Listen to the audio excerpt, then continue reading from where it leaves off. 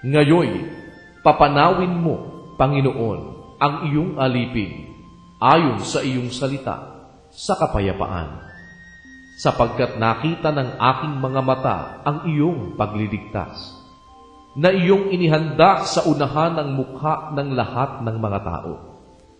Isang ilaw upang ipahayag sa mga hintil, at ang kaluwalhatian ng iyong bayang Israel.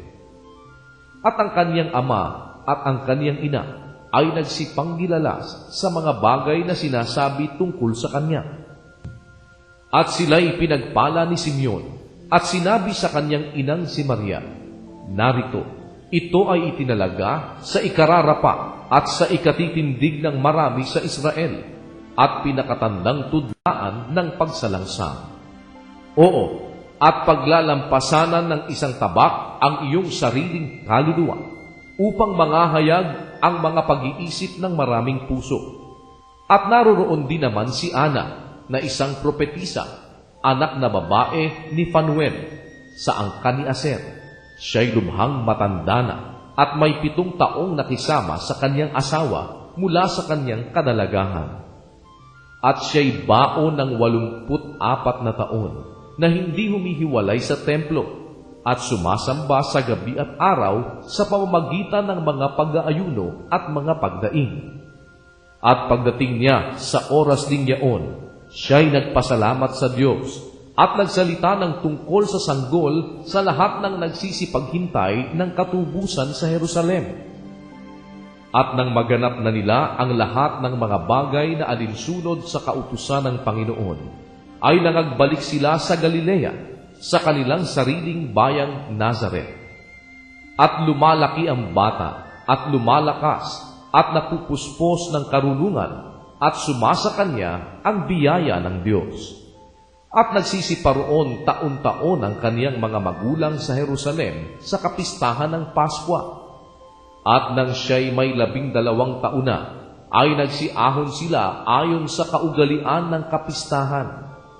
At nang kanilang maganap na ang mga araw, sa pagbalik nila, ay naiwan ang batang si Jesus sa Jerusalem, at di nalalaman ng kanyang mga magulang. Ngunit sa pag-aakala nilang siya'y nasa kasamahan, ay nagsiyaon sila ng isang araw na paglalakbay, at hinahanap nila siya sa mga kamag-anak at mga kakilala. At nang di nila siya matagpuan, ay nagsipagbalik sila sa Jerusalem, na hinahanap siya. At nangyari na nang makaraan ang 3 araw, ay nangatagpuan nila siya sa templo, na nakaupo sa gitna ng mga guro, na sila'y pinakikinggan at sila'y tinatanong.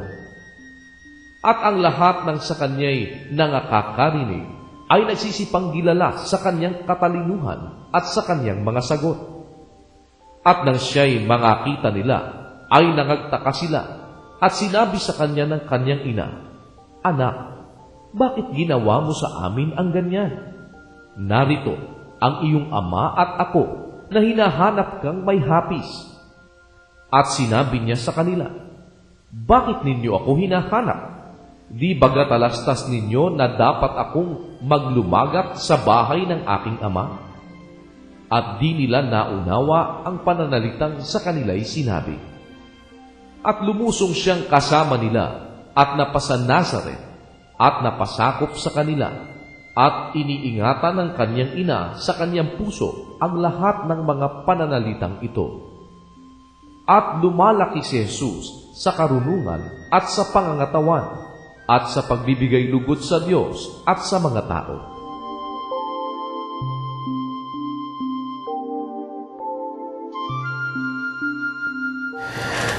Marami po mga bagay tayong natutunan at nakikita dito sa mga talatang ating binabasa. Pero maaaring meron hong mga hindi lubos na maliwanag sa atin.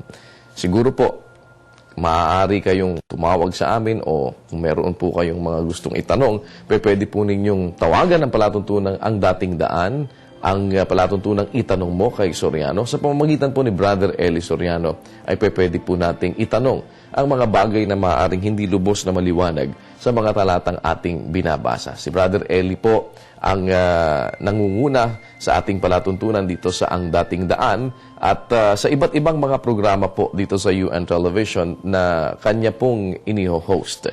Kaya huwag ko kayo mag-aatubili. Kung meron namang mga nasa malalayong mga lugar at hindi ko kayo makakatawag, pwede rin kayo sigurong sumulat dito po sa ating itanong mo kay Soriano at dito po sa Ang Dating Daan. Si Brother Eli Soriano po ay laging handa na magbigay naman ng tugon sa pamamagitan din ng pagbasa ng mga talata ng banal na kasulatan. At bukas, huwag ko kayo mawawala. Kung hindi pa po alam ng ibang mga kaibigan natin, ng ating pong ibang mga kasambahay, sana yayain natin sila at kumbinsihin natin sila na magbasa ng Biblia. Wala pong masama kung ito'y pagtutuunan natin ng pansin na kahit sa kapirasong oras lamang ng ating mga buhay ay magkaroon po ng puwang ang mga salita ng Diyos. Dahil lagi nating tatandaan, mapalad ang bumabasa.